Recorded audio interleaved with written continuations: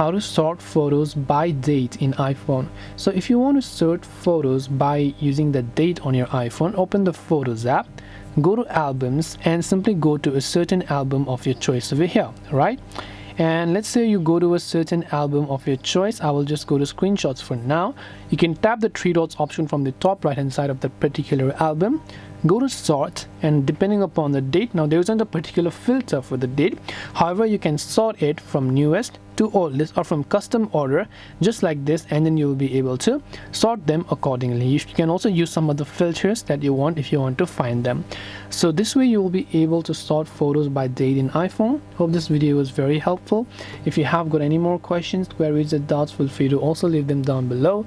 Thank you very much for watching till the very end of this tutorial, and as always, see you soon in our next video.